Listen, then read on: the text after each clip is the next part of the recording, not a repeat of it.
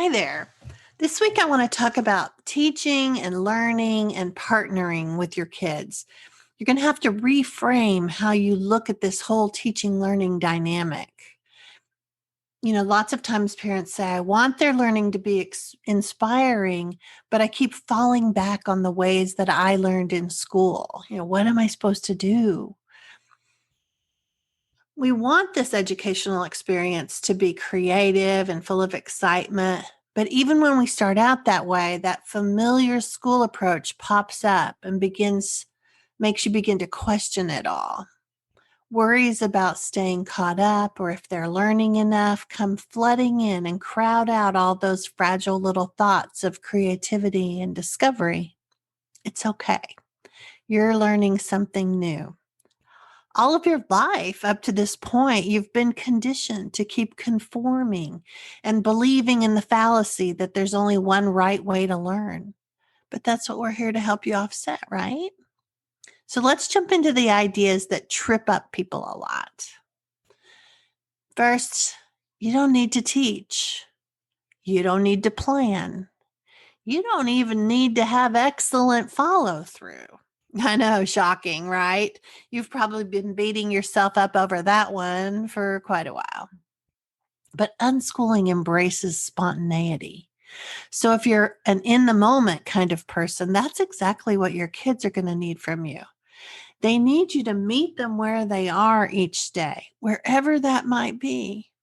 This enables you to see what their interest is and what the next step should be without being distracted by the expectations of completing assignments or following through on a plan that isn't even really working. Do you ever go to bed with big plans but wake up forgetting what those were? I know I did that for a really long time. It's not that you're forgetful or you're an airhead. It's that those plans weren't really that meaningful for you. Or maybe the story in your head about what the day was going to look like when you woke up is drastically different from the reality that you're living in. Those stories in our heads can really create more problems than we ever realized. So instead, how about waking up to see what the day has in store for you? What's the weather like? That may give a hint as to what kinds of things can be done today. Which kid looks like they'd enjoy a little more connection time with you? What would that look like? What's a general structure in your family's day? Are they morning people or night owls or maybe a little of both? When are they hungry? When is their most energetic time? When is their slump? When we're in school, none of those questions matter. Everyone has to do what everyone else does in order for the wheels of the system to turn. But you're a family, not a system. And that means you get to pay attention to the actual needs and preferences of the individuals in your family.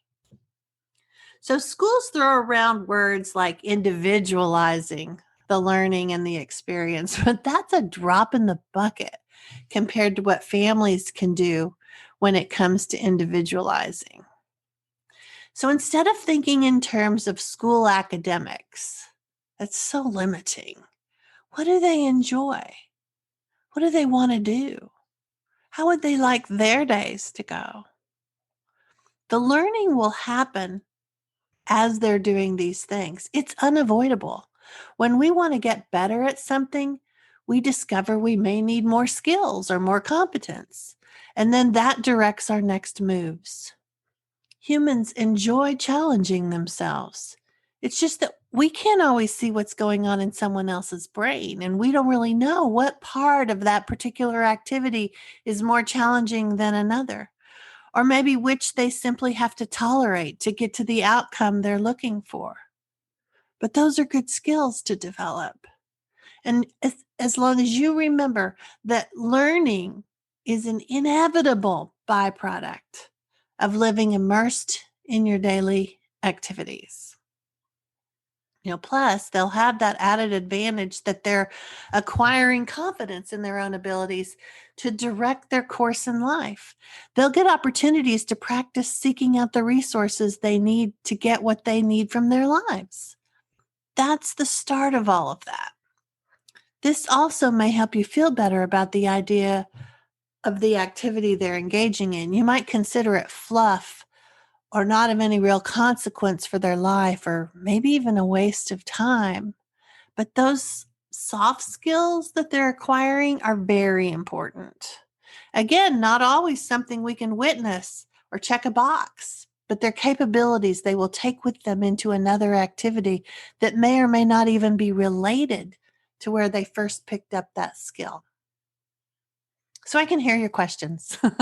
Okay, what kinds of things are we supposed to be doing?